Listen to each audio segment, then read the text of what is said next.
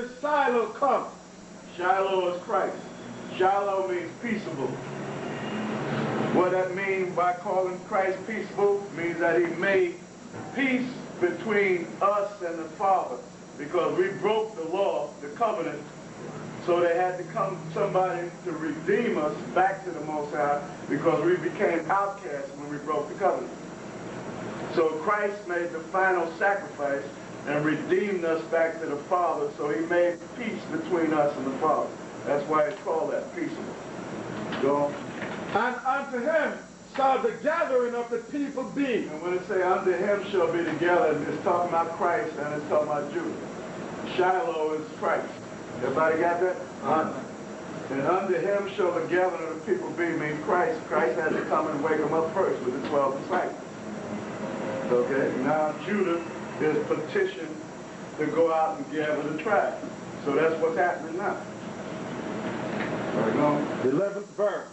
Binding his foals unto the vine, and his asses colt unto the choice vine. The vine is talking about is grapes, wine, the grapevine. Do so-called Negroes like wine? Yeah, what's the name? Red Fox used to talk about that. Hey, but they drinking that Muscatel and Swiss up, that bad guy. Okay. What's that? Midnight train. Midnight train. He washed his garments in wine. Yeah, hey, that means you drink anytime you wash your garments in wine. That means you're drinking a lot of wine. So it's spilling all over your garments, right? Everybody got the understanding of that? Go on. And his clothes in the blood of grapes. And his clothes in the blood of grapes means he spilled a lot of wine on himself. Meaning he drinks a lot of wine. Everybody got the meaning of that? So Judah, the so-called Negro, do drink a lot of wine. Maybe they don't drink much wine like now because they're into what? Crack and all that other stuff. Back there in the 50s and all that, Judah used to drink a lot of wine. That's why Red Fox and all of them was talking about it. That's why, what's his name? Richard Pryor. When he's doing the thing, got the imaginary wine bottle in his hand. All right, go on. The 12th verse. His eyes shall be red with wine. Meaning he like a lot of wine. And it's also talking about Christ was like a lot of wine. Everybody got that? And that's telling you why his eyes were red. When you go and you read that his eyes were red. In Revelation. Everybody got that? Go on. And his teeth white with milk. They used to have them signs down south. I don't think any of y'all know about that. Where they had Jake on the sign and you just see the white eyes and you see the teeth. Yes, sample. White. That's sample. Okay, oh, you saw them, right? Yeah, you see those boats and everything. Sometimes they have just his eyes and his teeth and a big old slice of watermelon with a bite of it. All right, go on. The 13th verse. Zebulun shall dwell at the haven of the sea. Now we down to the tribe of Zebulun. We got Judah. Judah is who? Reuben is who? Simeon is who? Levi is who? Okay. Now start again. Reuben is who? Simeon is who? Dominican is what? Of Indian descent and Negro descent. Listen good. Of Indian father and Negro father. So you can understand. Levi is who? Okay, Judah is who? And where is he located at? America. What part of America? North America. Okay, remember that, because this is all called the America. All right, Zebulun. Come on. Read it again. Genesis 49, chapter the 13th verse. Zebulun shall dwell at the haven of the sea. So it's giving you where Zebulun shall be in the last days. What is this we living in? Last days. Okay. It say that Zebulun in the last days would be for a haven of ships. That's Panama. Panama is for a haven of ships. That's why the Panama Canal was through there. Everybody got that? So from Guatemala to Panama, that whole strip of land going down to Panama, not just Panama, from Guatemala to Panama, is located the tribe of who? Everybody got that? Not just the Panamanians. It goes from Guatemala to Panama. I don't have the map in here with me. I don't know where it's at. Anyway, go ahead. And he shall be for an haven of ships. And he shall be for a haven of ships. Do ships go through Panama? Read. And his border shall be unto Zidon.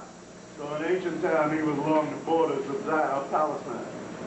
So now in modern time, he's where? He's down at the borders down there. They're going through. Okay? Between North and South America, right? All right. Next.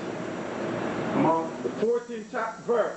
Issachar is a strong ass, couching down between two burdens. And this is beautiful because they got on the banners in Mexico a burro loaded down with a whole lot of burdens. A whole lot of bundles on top of his back. Y'all seen that? Read the statement again. Issachar is a strong ass, couching down between two burdens. So Issachar is the Mexicans of Indian descent. Okay, because why do I say this? Because you got Spaniards in Mexico call themselves Mexicans. They're not the real Mexicans. The real Mexicans are the ones of Indian fathers. Everybody got that? Read on. And he saw that rest was good. Do they have a siesta down there? Man, it's beautiful. This is super clear. And even in the lost tribes, they tell you about that too. It'll tell you who certain tribes is within the lost tribes. You have to really get into that. I can't think of where the part is where it tell you about Ephraim. Yeah, 376. Ephraim and Manasseh. Yeah. Go ahead. And the land that it was pleasant. And when it's saying the land that it was pleasant means he was a farmer. Is he a farmer? Right. Remember during the revolutionary against the Spaniards, against the Germans and the Portuguese that was in their land, the Dutch that was in Mexico, they were fighting against them. Pancho Villa, Zapata, Emiliano, I think his name is, Emiliano Zapata. Okay? They made a movie about that, Zapata, Viva Zapata with Marlon Brando. And they darkened him up to make the movie. Because he's supposed to be Indian. They darkened him up. How many of you saw that movie?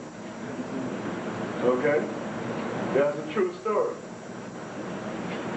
Very long. And bowed his shoulder to bear. And he bowed his shoulder to bear the land. He became a farmer, because that's what they were. No? And became a servant unto tribute. And he became a servant unto who?